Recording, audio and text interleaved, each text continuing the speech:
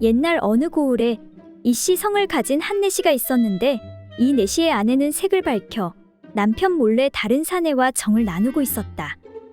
그런데 그것이 탄로 날까 두려워하여 미리 남편인 내시에게 말하기를 남들이 말하는데 아기를 가지게 될 때에는 부부간의 사랑이 보통 때보다 갑절이나 더 하다고 합니다. 제가 요즘 당신을 사랑하는 마음이 갑절이나 늘었으니 생각건대 혹시 아기를 가지지 않을까 합니다. 부인, 참으로 안타깝게도 우리 내시들은 물건이 잘려 정상적인 잠자리를 할 수가 없으니 어찌하겠소? 이에 아내가 말하길 여보, 제가 어찌 그것을 모르겠습니까? 헌데 제 생각으로는 대나무를 잘라 대롱을 만들어 당신의 잘라진 물건의 뿌리에 붙여대고 그 대롱을 제 다리 사이에 넣어 잠자리를 하면 아기 씨가 대롱을 통해 제 몸속으로 들어와 반드시 임신을 할 수 있을 것입니다. 내시는 아내의 말이 그럴듯하여 매일 밤 아내의 말대로 실천하였다. 여보, 이렇게 접촉하니 실제로 하는 것과 조금도 다를 바 없이 기분이 너무 좋습니다. 난 별로 기분이 좋지 않지만 아내가 좋아하니 계속해보는 수밖에. 그리고 한 달쯤 지나 아내가 말하길 여보, 제가 정말로 임신을 하였습니다. 이에 내시 씨는 너무나 좋아서 친구 선비들을 불러 자랑을 했다.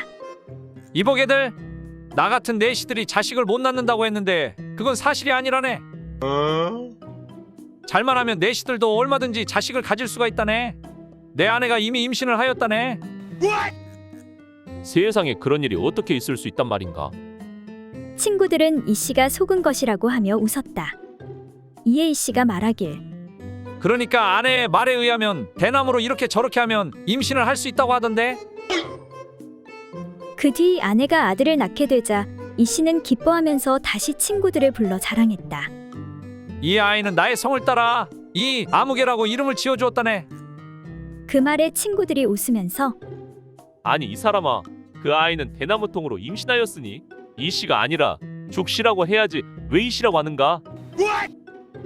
하면서 놀려대니 이에 이 씨가 노하며 말하길 아니 그러면 자네 아이의 성씨는 자씨인가?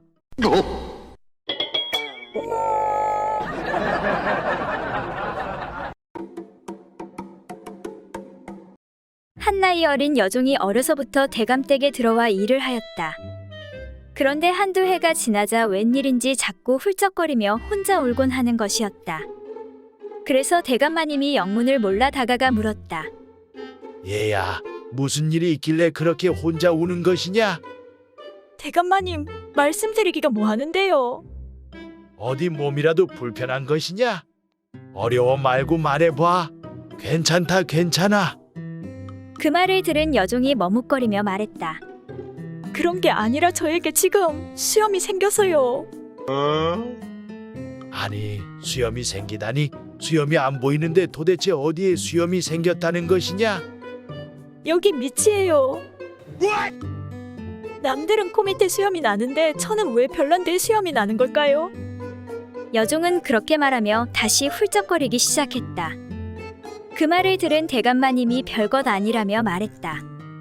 아, 그러니까 그건 별로 걱정할 것 없다. 나이 들면 누구에게나 다 생기는 수염이니까. 그럼 대감마님도 거기에 수염이 있습니까? 그럼 나도 거기에 수염이 있지. 그 말을 들은 여종은 울음을 그치고 대감마님께 여쭈었다. 그럼 대감마님, 어디 한번 수염을 볼 수 있을까요? 제가 봐야 믿든지 말든지 할 것 같아서요. 여종이 자꾸 조르는 바람에 대감마님은 하는 수 없이 허리띠를 풀고 수염 난 곳을 보여주었다.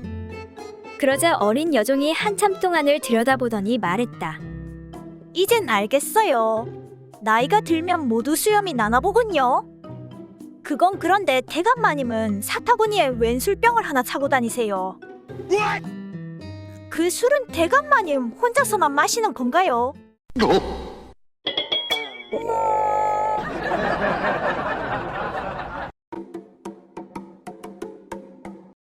어느 무더운 여름날 머슴 사는 칠보기가 냇가를 거닐고 있었다.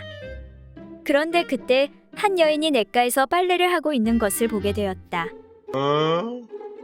여인이 서서 허리를 굽히고 빨래를 헹구는데 낡아해진 속옷 사이로 여인의 엉덩이와 소중한 부분이 완전히 노출되어 보였다.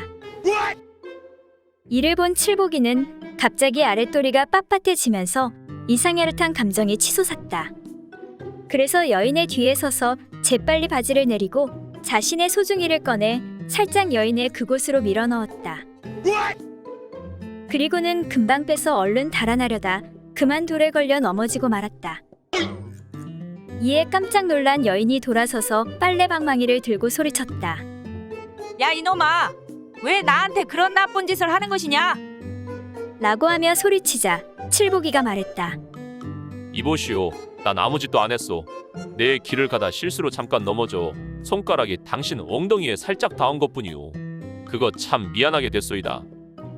칠복이는 여인에게 이렇게 변명했다. 그러자 그 말을 들은 여인은 눈을 부릅뜨면서 다시 외쳤다. 이놈아, 거짓말하지 마라. 내 손가락이 닿은 정도라면 어찌 이렇게도 내 소중의 언저리가 오래도록 뜨끈하고 이상야릇한 느낌이 든단 말이냐?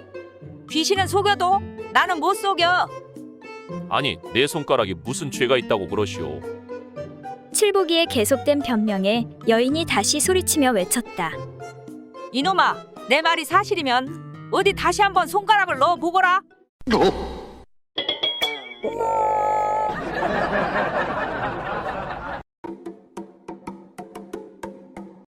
옛날 한 거지 소년이 추운 겨울날에 이리저리 돌아다니며 구걸을 하고 있었다.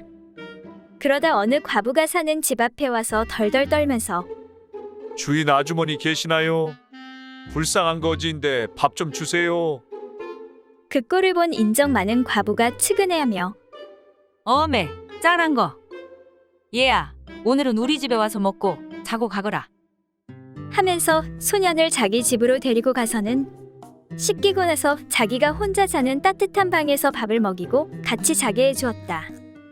그런데 과부가 밤중에 자다가 몸이 이상하게 느껴져 잠을 깨니 소년이 옷을 벗고 과부의 배 위에 올라가 속꼭 가랑이를 헤치고는 풋고추 같은 연장을 과부의 몸속에 밀어넣고서 왔다 갔다 하며 운동을 하고 있는 것이었다. 이에 놀란 과부가 두 손으로 소년의 옆구리를 꽉 붙잡으면서 꾸짖었다. 야, 이 어린 거사. 왜 내게 이런 무례한 짓을 하는 것이냐? 내일 날이 밝는 대로 관아에 고발해 내 죄를 단단히 물어야겠다. 그러자 소년은 멈짓하며 몸에 힘을 빼고 아주머니 잘못했어요. 그러면 이만 그치고 빼서 내려가겠습니다. 제발 고발하지 마시고 용서해 주세요. 하면서 슬그머니 내려가려 했다. 그러자 과부는 얼른 소년의 허리를 힘차게 끌어안고 흔들면서 말했다. 이놈아, 그렇게 내 마음대로 넣었다가 도로 빼가면 더 무서운 포도청에 고발해 볼기를 맞게 하겠다. 이 말에 소년은 작은 소리로 아주머니, 그럼 빼지도 못하고 이대로 있을 수도 없고 어찌 해야 하나요? 라고 말하자 과부가 말하기를 이놈아, 넣었다 뺐다 하면 되지 무슨 대수냐?